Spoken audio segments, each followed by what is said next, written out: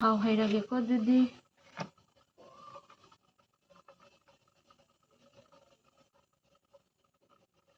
ꯑꯩ ꯉꯥꯁꯦ ꯏꯔꯣꯟꯕꯒꯤ ꯊꯥꯛꯅꯕ ꯃꯇꯨꯡ ꯑꯅꯤꯃꯨꯛ ꯈꯤꯇꯪ ꯇꯥꯎꯈꯤꯒꯦ ꯍꯥꯟꯅ ꯑꯗꯨꯒ ꯑꯩ ꯀꯩꯅꯣ ꯇꯧꯖꯒꯦ ꯊꯣꯡꯕ ꯍꯧꯔꯛꯀꯦ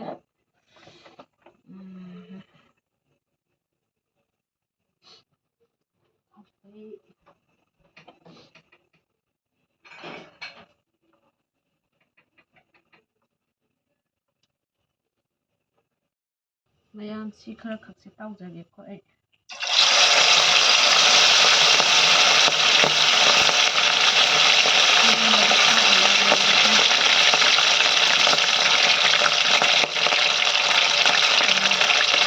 이런 하고 치킨 맛이 나는 ꯇꯧꯔꯦ ꯃꯨꯜꯂꯛꯀꯗꯣꯔꯦ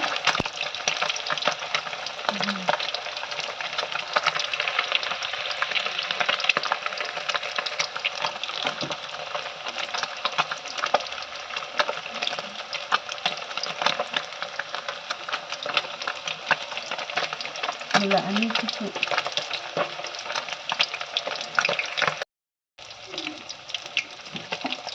ꯃꯨꯜꯂꯛꯑꯦꯀꯣ ꯃꯌꯥꯝ 이런마다 닦으면 일랑가보다 씌어야지 이렇게 좀 넣어주라게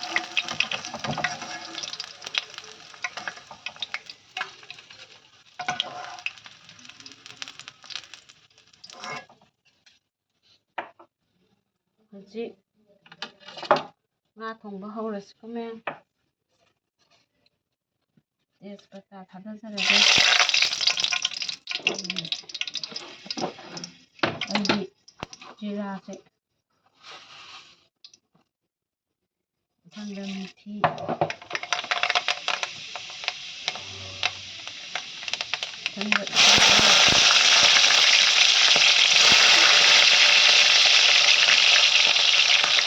미치게 깎으면 하는데 이제 조금 가져가면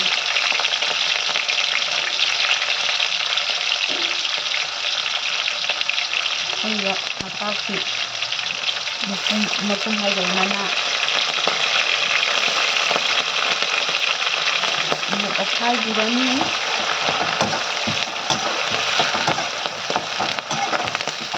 까비 생각이 이거 그냥 또록또록 까고 물 타려가 타 있는 거 좀 까고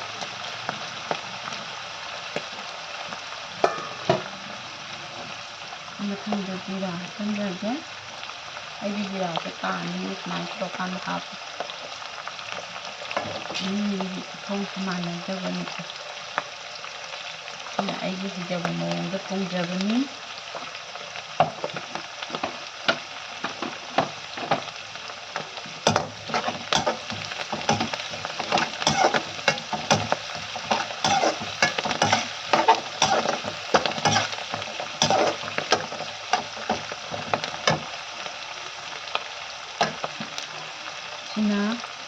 नापाकी मरागा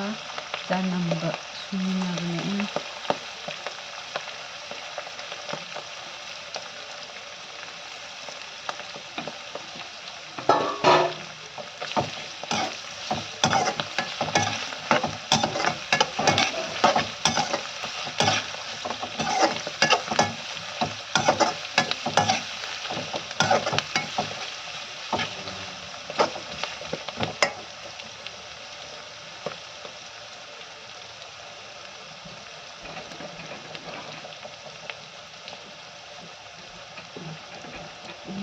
이거 खरा 하고라게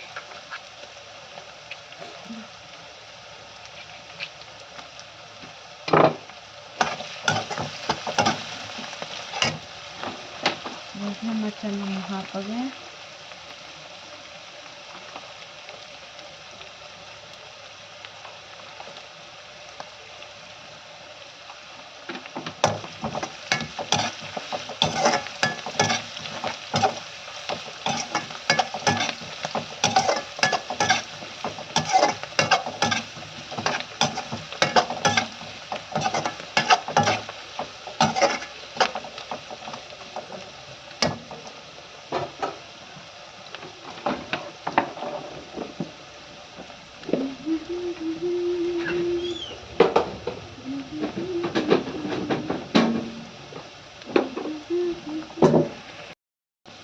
ꯑꯩꯗꯤ ꯁꯤ ꯉꯧꯕꯁꯤꯗ ꯃꯣꯔꯣꯛ ꯃꯀꯨꯞꯁꯨ ꯍꯥꯞꯆꯜꯂꯤꯀꯣ ꯁꯤ ꯃꯣꯔꯣꯛ ꯃꯀꯨꯞ ꯍꯥꯞꯍꯧꯔꯅꯤ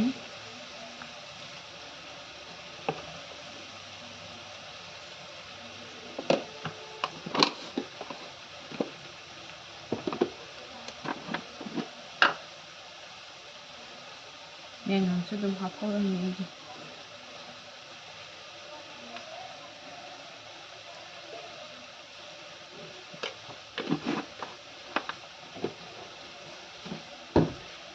ꯑꯃꯨꯛ ꯑꯣꯠꯄꯤꯔꯅꯤ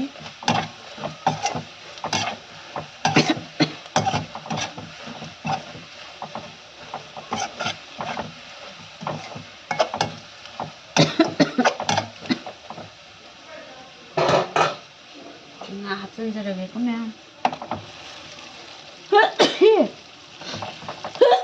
ꯁꯥꯔꯦ ꯉꯥꯁꯦ ꯌꯥꯝꯕ ꯃꯥꯜꯂꯦ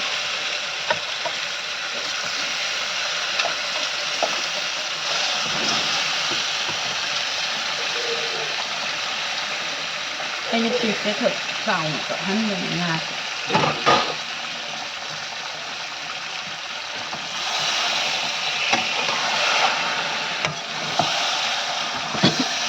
ꯑꯩ ꯂꯩꯊꯔꯦ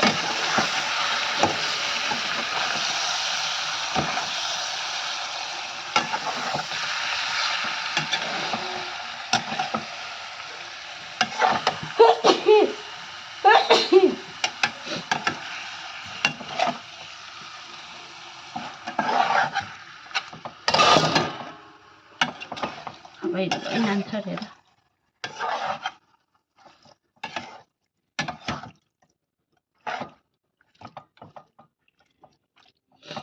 ꯑꯗꯨꯒ ꯁꯤꯗꯩꯁꯤꯗ ꯍꯤꯡ ꯈꯔ ꯆꯥꯏꯔꯛꯑꯅꯤ ꯁꯤꯗ ꯍꯤꯡ ꯈꯔ ꯆꯥꯏꯁꯤꯟꯖꯒꯦ ꯑꯩꯁꯦ ꯉꯧꯕꯗꯁꯨ ꯍꯥꯞꯀꯗꯕꯅꯤ ꯑꯩ ꯍꯥꯞꯍꯧꯗ꯭ꯔꯦ ꯈꯨꯠꯇꯣ ꯁꯪꯗ꯭ꯔꯕꯅꯤꯅ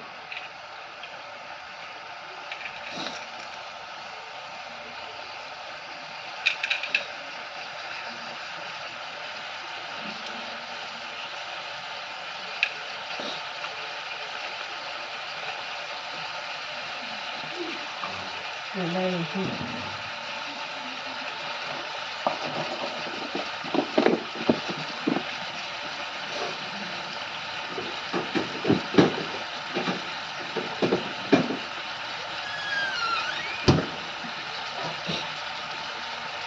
ꯍꯩꯔꯤꯕꯣꯞꯁꯨ ꯍꯥꯞꯆꯤꯟꯖꯍꯧꯔꯦ ꯉꯧꯕꯁꯤꯗ ꯃꯤ ꯈꯔꯅꯗꯤ ꯍꯥꯏ ꯍꯩꯔꯤꯕꯣꯞꯁꯦ ꯊꯥꯎ ꯉꯧꯕꯗ ꯍꯥꯞꯄꯗꯤ ꯀꯩꯅꯣ ꯇꯧꯋꯦꯅ ꯀꯜꯂꯦꯅ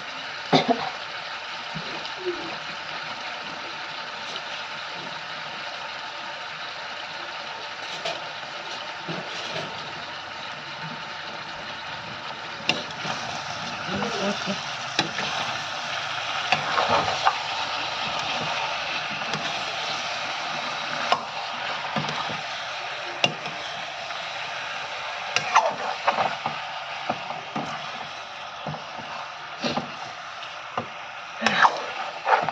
ꯃꯈꯨꯝ ꯈꯨꯝꯖꯤꯜꯂꯒ ꯉꯥꯏꯍꯥꯛ ꯊꯝꯕꯤꯔꯅꯤ ꯊꯨꯝ ꯆꯥꯏꯁꯤꯜꯂꯒꯦꯀꯣ ꯃꯍꯤ ꯍꯥꯞꯄꯕꯨ ꯌꯥꯗꯧ ꯃꯥꯟꯗꯦꯗ ꯉꯥꯁꯦ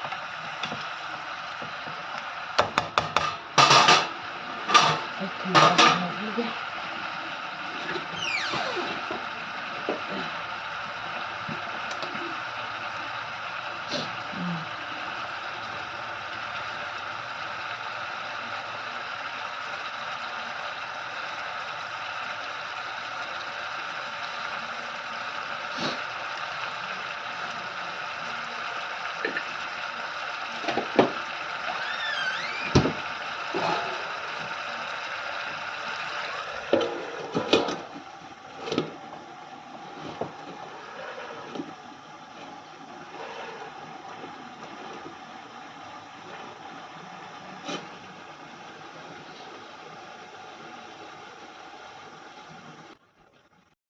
ꯁꯤ ꯍꯥꯞꯄ ꯀꯥꯎꯋꯦ ꯁꯤ ꯑꯝꯇ ꯍꯥꯞꯆꯤꯜꯂꯝꯒꯦ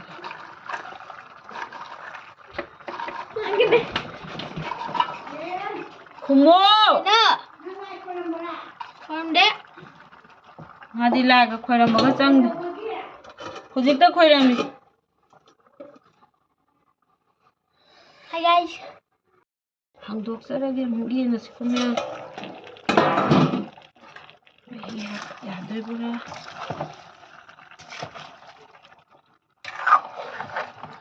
ꯈꯥꯡꯁꯦ ꯈꯔ ꯆꯥꯎꯕ ꯂꯩꯇ꯭ꯔꯦ ꯀꯣꯟꯊꯈ꯭ꯔꯦ ꯏꯟꯊ ꯇꯥꯈ꯭ꯔꯦ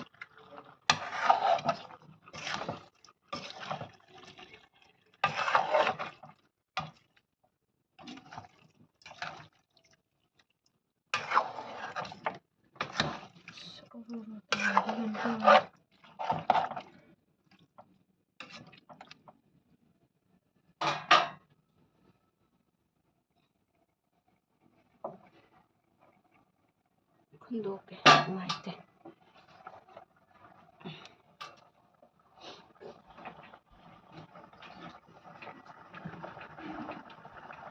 ꯃꯆꯨꯗꯤ ꯌꯥꯝ ꯐꯖꯔꯦ ꯍꯥꯎꯕ ꯍꯥꯎꯇꯕꯗꯤ ꯈꯪꯗꯦ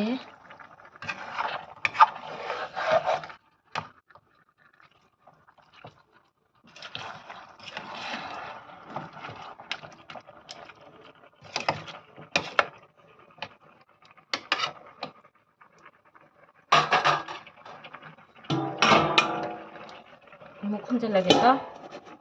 ꯉꯥꯏꯍꯥꯛ ꯂꯩꯔꯒ ꯃꯍꯤ ꯍꯥꯞꯄꯁꯦ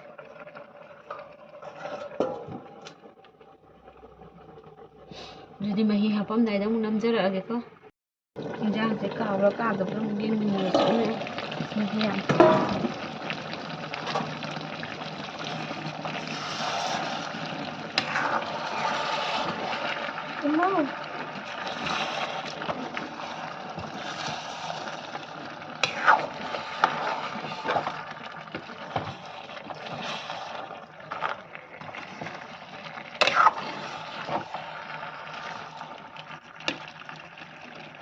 ꯈꯥꯡꯁꯤꯗ ꯄꯤꯛꯃꯟꯈꯔꯦ ꯑꯩꯒꯤꯁꯦ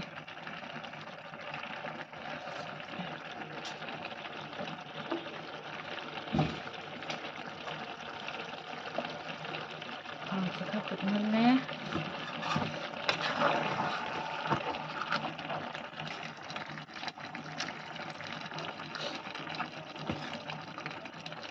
ꯎꯇꯥꯕꯤ ꯃꯍꯤ ꯍꯥꯞꯆꯟꯒꯦꯀꯣ ꯑꯩ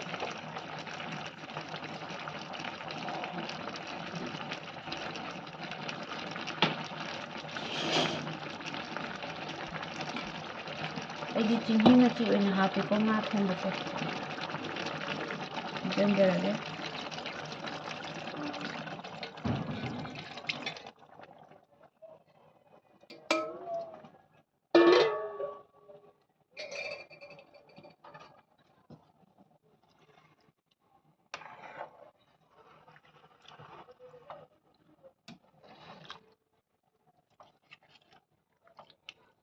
ꯑꯩꯁꯦ ꯀꯣꯟꯁꯦ ꯑꯣꯟꯊꯣꯛꯇꯗꯤ ꯌꯥꯗꯧ ꯃꯥꯟꯗ꯭ꯔꯕ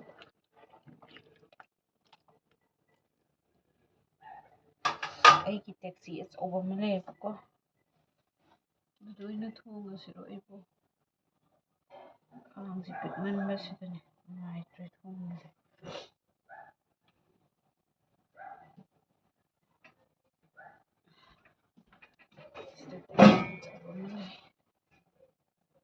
ꯁꯤꯗ ꯑꯣꯏꯅ ꯑꯣꯟꯊꯣꯛꯆꯔꯛꯀꯦꯀꯣ ꯑꯣꯠꯂꯒ ꯍꯥꯞꯄꯀꯣ ꯑꯗꯨꯗꯤ ꯌꯥꯔꯅꯤ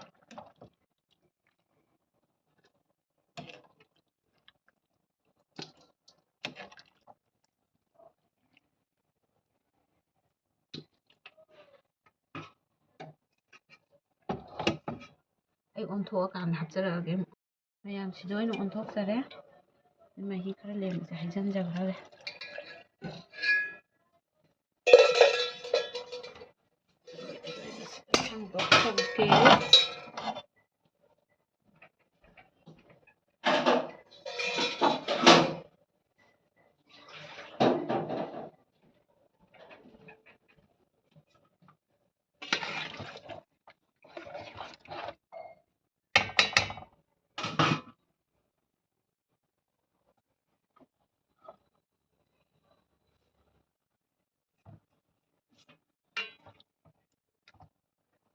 ꯃꯍꯤꯁꯦ ꯏꯁꯤꯡ ꯈꯔ ꯍꯥꯞꯄꯤ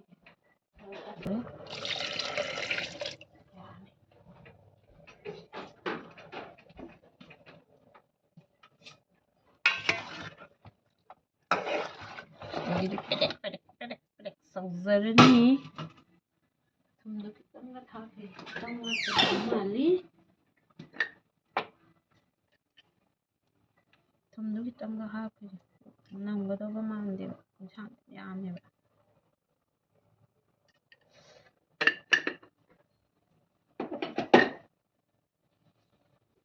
ꯃꯣꯔꯣꯛ khitang khắc thake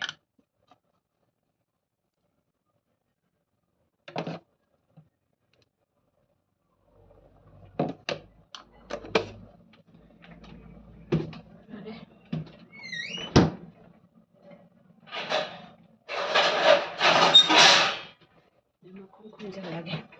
ꯍꯧꯖꯔꯅꯤ ꯍꯣꯔꯦꯟ ꯂꯣꯏ ꯃꯔꯛꯇ ꯑꯃꯨꯛ ꯌꯦꯡꯃꯤꯟꯅꯔꯁꯤ ꯃꯌꯥꯝ ꯑꯃꯇꯪ ꯑꯣꯠꯂꯒ ꯌꯦꯡꯒꯦ ꯂꯣꯏꯁꯟꯕ ꯌꯥꯕ ꯌꯥꯒꯗ꯭ꯔꯥ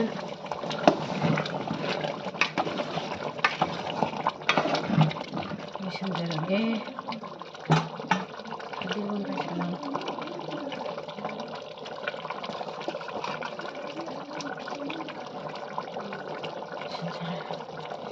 ꯃꯌꯥꯝ ꯉꯁꯤꯒꯤꯗꯤ ꯉꯥ ꯊꯣꯡꯕ ꯃꯇꯥꯡ ꯁ꯭ꯋꯥꯏꯗ ꯂꯣꯏꯁꯤꯟꯖꯔꯦꯀꯣ